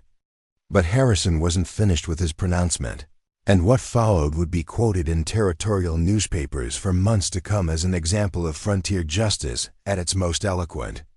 The judge spoke directly to Jake, his voice carrying the weight of absolute moral authority as he described the particular evil of those who used family bonds as weapons against the innocent. He noted that society entrusted parents and siblings with the care and protection of those who could not protect themselves, and that Jake's betrayal of that trust represented not just a crime against his sister, but an assault on the fundamental bonds that held civilization together. His words carved themselves into the memory of everyone present, a reminder that some sins were so profound they demanded public acknowledgement and condemnation. But Judge Harrison reserved his most moving words for Sarah herself, turning to address her directly as she sat in the front row of the courtroom gallery.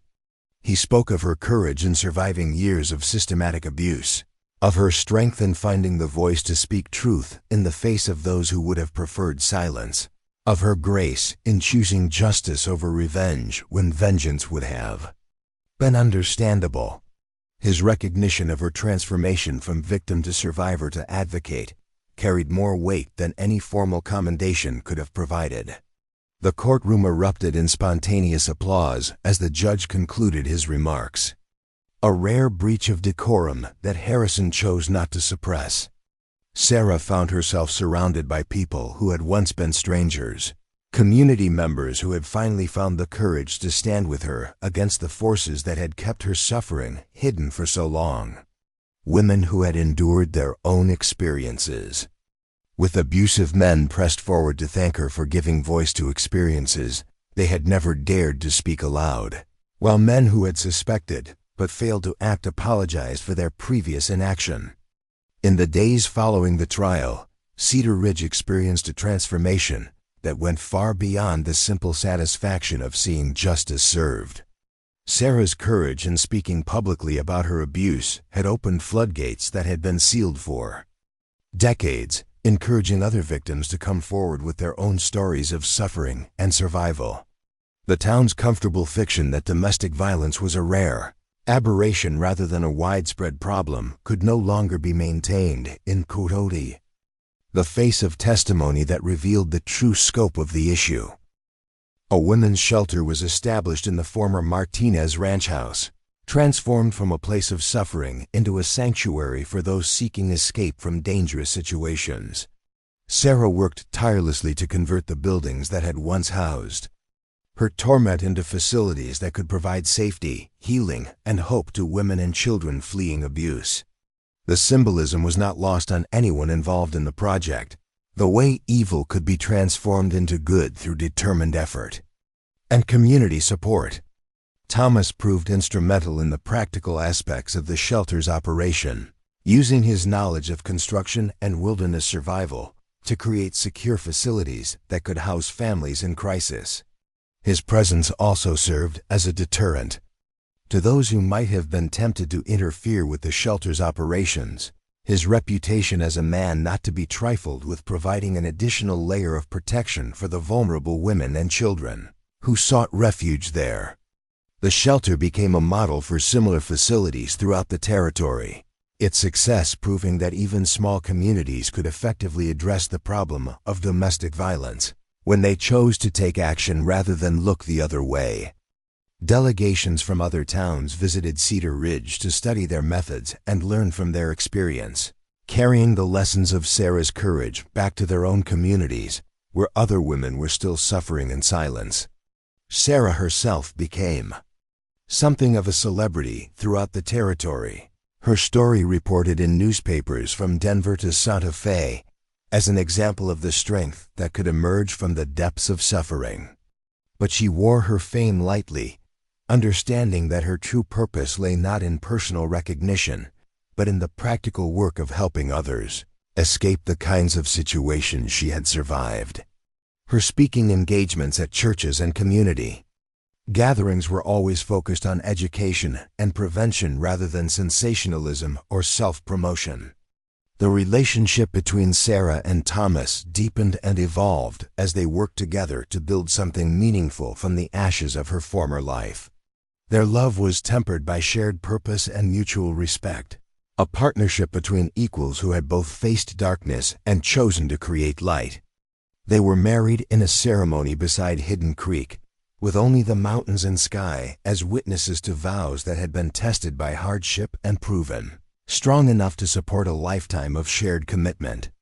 Their wedding was followed by a celebration in Cedar Ridge that brought together the entire community in a festival of hope and renewal that lasted 3 days.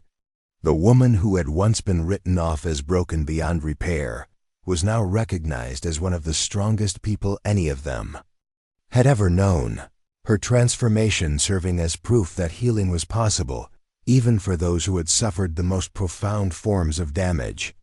Years passed, and the shelter that bore Sarah's name became a permanent fixture in Cedar Ridge's landscape, as much a part of the community's identity as the church or the general store. Sarah and Thomas raised 2 children of their own in a house built on land donated by grateful townspeople, creating a family founded on love and respect rather than fear and control.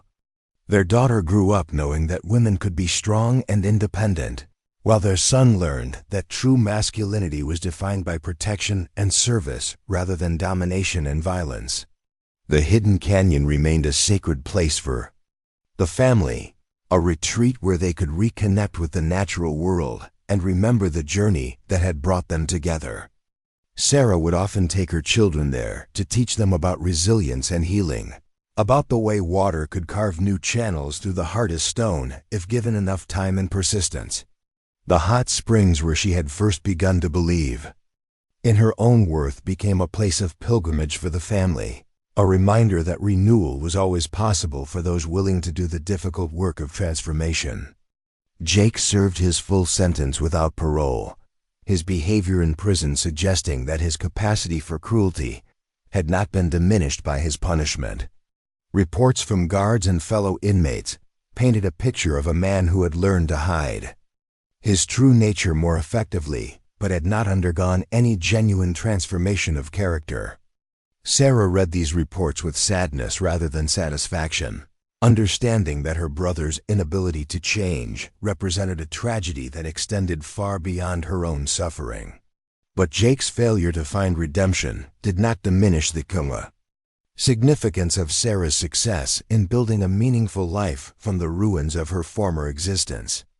She had proven that victims need not remain victims forever, that even the most systematic forms of abuse could be overcome through courage, support, and determined effort. Her story became a beacon of hope for countless others who found themselves trapped in situations that seemed impossible to escape. The legacy of Sarah's courage extended far beyond the boundaries of Cedar Ridge, inspiring the creation of similar shelters and support networks throughout the territory and beyond. Her testimony at the trial was reprinted in legal journals as an example of how domestic violence cases should be prosecuted, while her methods for helping abuse victims heal became standard practice in facilities across the country. The broken girl who had once been tied to a tree had become a force for positive change that touched thousands of lives. As Sarah entered her middle years, she reflected often on the strange turns her life had taken, the way unimaginable suffering had ultimately led to a purpose and fulfillment she could never have imagined in her darkest hours. The woman who looked back at her from mirrors bore little resemblance to the terrified creature Thomas had rescued from Jake's house, but she carried the scars of that experience as reminders of how far she had traveled and how much she had overcome. Thomas remained her constant companion and supporter throughout the decades of their marriage, his quiet strength providing the foundation upon which she built her public advocacy work. Their love story became legendary in Cedar Ridge, proof that genuine partnership between equals was not only possible but could flourish even in the harsh environment of the frontier. Their relationship served as a model for other couples, demonstrating that marriage could be based on mutual respect and shared purpose rather than traditional power dynamics that often favored men at the expense of women. The shelter continued to operate long after Sarah had stepped back from day-to-day management, staffed by women who had been inspired by her example to dedicate their own lives to helping others escape abuse. The facility expanded over the years to include job training programs, educational opportunities, and counseling services that addressed the full range of needs presented by families in crisis. What had begun as a simple refuge had evolved into a comprehensive support system that addressed the root causes of domestic violence rather than just its immediate symptoms. Sarah's final years were marked by the satisfaction of seeing her work continue and expand even as her own physical strength began to decline. The seeds she had planted through her courage and determination had grown into a forest of support and protection that would shelter future generations of women and children seeking escape from violence. Her transformation from victim to survivor to advocate had created ripples that would continue to spread long after her own story had ended. When Sarah passed away peacefully in her sleep at the age of 73, the entire territory mourned the loss of a woman who had become a symbol of hope and resilience. Her funeral drew people from hundreds of miles away, victims whose lives she had touched, advocates who had been inspired by her example, and ordinary citizens who understood that they had been privileged to witness true greatness in their midst. The woman who had once been considered broken beyond repair was celebrated as one of the strongest and most influential people of her generation. The hidden canyon where Sarah's healing had begun remained a place of pilgrimage for those seeking their own transformation, its natural beauty serving as a reminder that renewal was always possible for those willing to do the difficult work of change. The hot springs continued to bubble up from deep underground, offering their healing waters to all who came seeking relief from the wounds that life inevitably inflicted. And in the silence between the wind and the water, visitors could still hear echoes of Sarah's courage, reminding them that even the most broken spirits could be mended with patience, love, and unwavering determination. The letter arrived on a Tuesday morning in late autumn, delivered by a young territorial mail carrier who seemed unusually somber as he handed it to Sarah at the shelter's main entrance. The envelope bore the official seal of the Colorado Territorial Prison, its heavy paper stock and formal markings immediately identifying it as correspondence that would demand her full attention. Sarah's hands remained steady as she accepted the letter, though something deep in her chest tightened with anticipation that felt uncomfortably like the old fear she thought she had conquered years ago. Thomas found her an hour later sitting in the garden behind their home, the opened letter resting in her lap while she stared out at the mountains that had sheltered her healing so many years before. The autumn air carried the scent of wood smoke and dying leaves, familiar harbingers of winter that usually brought her comfort, but today seemed charged with an ominous energy she couldn't quite identify. When he settled beside her on the wooden bench they had built together, she handed him the letter without speaking, understanding that some news was too heavy to carry alone.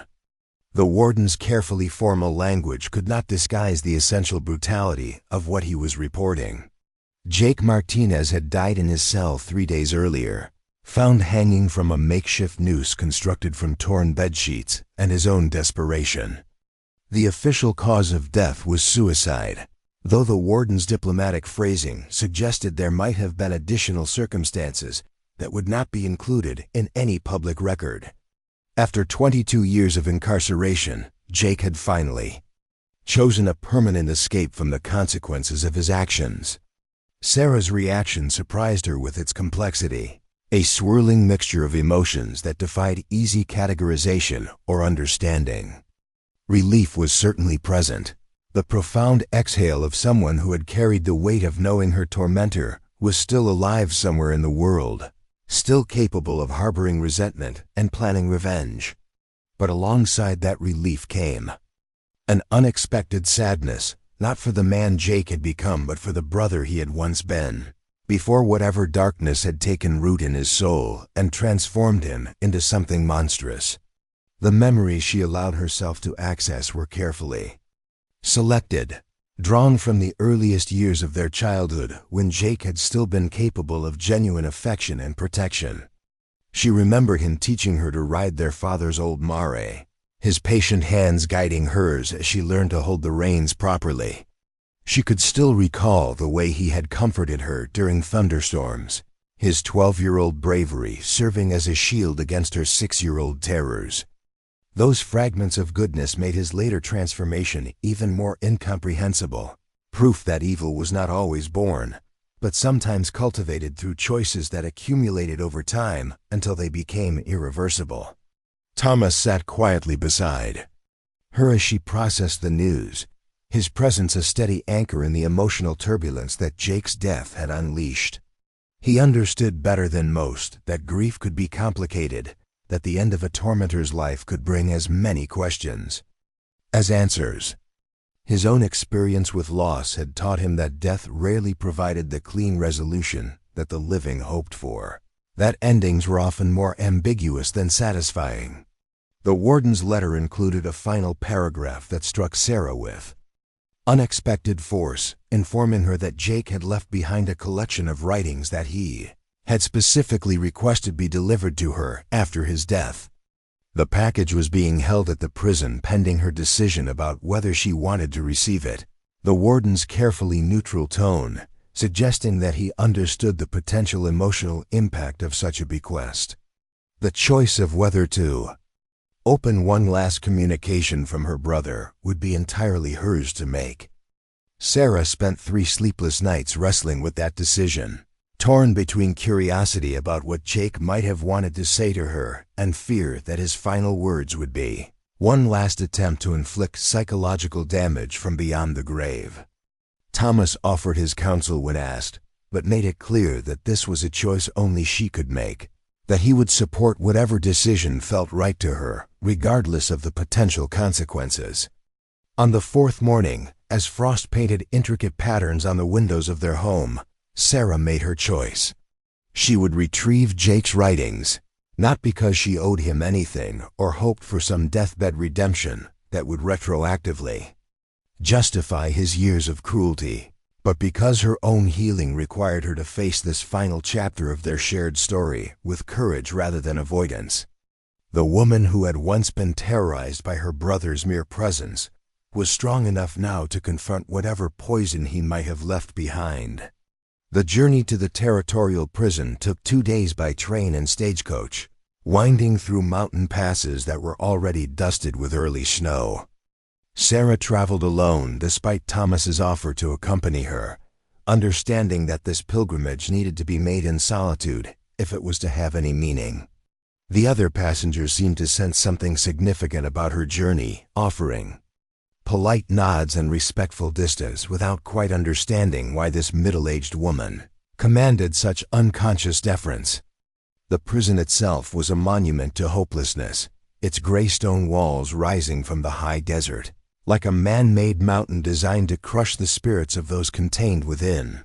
Sarah had visited similar facilities during her advocacy work, but this particular institution carried personal weight that made her approach feel ceremonial, a final ritual in a relationship that had defined so much of her life's trajectory. The guards who escorted her through the administrative sections spoke in hushed tones, clearly aware of her story and the unusual nature of her visit. Warden Roberts proved to be a thoughtful man in his 50s, his face bearing the lines of someone who had spent decades witnessing the aftermath of human destructiveness. He received Sarah in his office with genuine respect, offering condolences that seemed sincere despite the complicated nature of her relationship with the deceased. When he handed her the package containing Jake's writings, his manner suggested that he understood the significance of this moment in ways that transcended mere administrative procedure.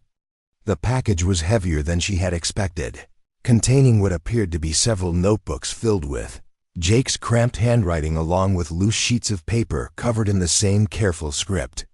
Warden Roberts explained that Jake had been a prolific writer during his incarceration, filling notebook after notebook with what appeared to be a mixture of memoir, confession, and philosophical reflection. The guards had initially confiscated his writings as a security precaution, but Jake's consistent good behavior had eventually earned him the privilege of keeping his manuscripts. Sarah chose to read the material in the prison's chapel, a small room with plain wooden pews and windows that looked out on the mountains where her new life had been forged. The irony of the location was not lost on her, this sterile space dedicated to redemption, serving as the backdrop for her final encounter with the brother who had never found his way to genuine repentance. She opened the first notebook with hands that trembled only slightly, her hard-won emotional stability providing the foundation she needed to face whatever revelations awaited. The earliest entries dated back to Jake's first months in prison, when rage and self-pity had dominated his thinking and his words burned with resentment toward everyone he held responsible for his downfall. He blamed Sarah for her ingratitude, Thomas for his interference, the townspeople of Cedar Ridge for their betrayal, and the legal system for its inability to understand the complexities of family relationships. Reading these passages was like reliving the worst moments of her captivity, Jake's voice echoing across the years with the same entitled fury that had once made her life a daily nightmare. But as the notebooks progressed chronologically, Sarah began to notice subtle changes in Jake's tone and perspective, shifts so gradual that they might have been missed by a less careful reader. The isolation and powerlessness of prison life had gradually worn away some of his defensive anger, forcing him to confront aspects of his behavior that he had previously justified or ignored. His writing became more introspective, less focused on external blame and more concerned with understanding the internal forces that had driven him to such extremes of cruelty. The middle notebooks contained what could only be described as a painful reckoning with the truth of his actions, detailed accounts of specific incidents that matched Sarah's own memories with uncomfortable accuracy. Jake wrote about the progression of his abuse, the way small acts of control had escalated into systematic torture as he became addicted to the sense of power that came from dominating another human being completely. His descriptions were clinical rather than emotional, as if he were documenting the symptoms of a disease he had finally recognized within himself. But it was in the final notebook that Sarah found something approaching genuine insight, passages that suggested Jake had achieved at least a partial understanding of the damage he had inflicted and the profound wrongness of his actions. He wrote about the childhood they had shared, acknowledging the love he had once felt for his sister and expressing bewilderment at how that love had become so thoroughly corrupted by his need to control and possess. His reflections on their parents' deaths revealed a level of self-awareness that might have been redemptive if it had come earlier in his life. The last entry was dated just 1 week before his death, a farewell letter that Jake had apparently never intended to send, but had written as a final attempt to articulate thoughts and feelings he had never been able to express directly. In it, he acknowledged the impossibility of forgiveness for what he had done, not because Sarah was incapable of mercy, but because some actions were so fundamentally wrong that they placed the perpetrator beyond the reach of redemption.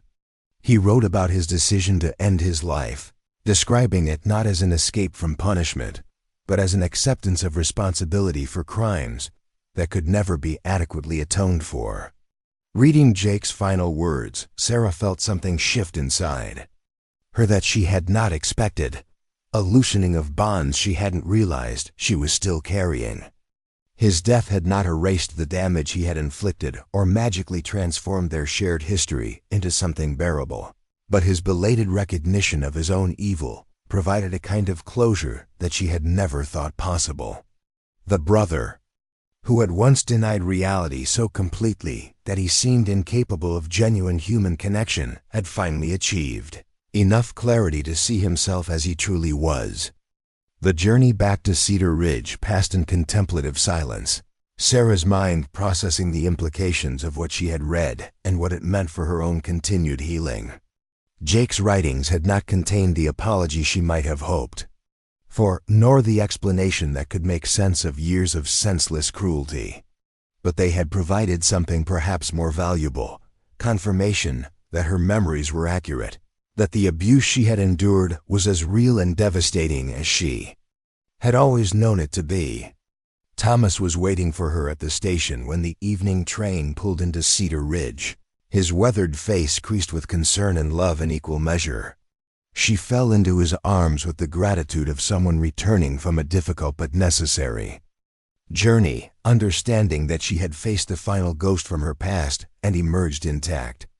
The package of notebooks remained unopened in her traveling bag, their contents now integrated into her understanding of the past, but no longer capable of threatening her present or future. In the weeks that followed Jake's death, Sarah found herself reflecting on the strange paths that trauma and healing could take, the way endings rarely provided the satisfaction that victims hoped for, but sometimes offered unexpected forms of peace. She had spent years building a life defined by purpose and love rather than fear and suffering, and Jake's passing marked the definitive end of one chapter while confirming the winter strength of the foundation she had built for all the chapters yet to come. The shelter continued its work with renewed energy, Sarah's final confrontation with her past somehow freeing her to focus more completely on the futures of the women and children who sought refuge there. Her advocacy work expanded to include legislative efforts aimed at strengthening legal protections for abuse victims, her testimony before territorial lawmakers carrying the weight of lived experience that no amount of theoretical knowledge could match. Years later, when Sarah looked back on the day she had read Jake's final writings, she would remember it as the moment when she finally achieved complete freedom from the brother who had dominated so much of her mental landscape for so long.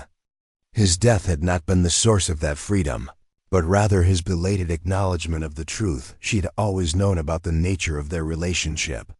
The broken girl who had once been tied to a tree with a sign declaring her worthlessness had become a woman whose worth was measured not by others' opinions, but by her own understanding of her value and purpose. The hidden canyon where her healing had begun remained a place of pilgrimage for Sarah throughout the rest of her life, its natural beauty serving as a reminder that renewal was always possible for those willing to do the difficult work of transformation. The hot springs continued to offer their healing waters to all who sought relief from life's inevitable wounds, while the eternal conversation between wind and water provided a soundtrack for contemplation and growth. Thomas remained her constant companion and greatest supporter until his own peaceful death many years later, their love story serving as proof that genuine partnership between equals was not only possible but could flourish even in the harsh environment of the frontier. Their children grew up understanding that strength came not from the ability to dominate others but from the courage to protect and nurture those who needed care and support. The legacy of Sarah's transformation continued to spread long after her own death, inspiring generations of advocates who understood that the most powerful response to cruelty was not revenge but the determined creation of systems and institutions designed to prevent others from suffering similar harm. The shelter that bore her name became a model copied throughout the territory and beyond, its success proving that even small communities could effectively address the problem of domestic violence when they chose to take action rather than look away. And in the end, perhaps that was the greatest victory over Jake's legacy of cruelty. Not that he had been punished or that he had finally achieved some measure of self-awareness, but that his sister had transformed her suffering into a force for healing that touched thousands of lives and would continue to do so long after everyone who remembered the original tragedy had passed into history themselves. Up next, you've got two more standout stories right on your screen.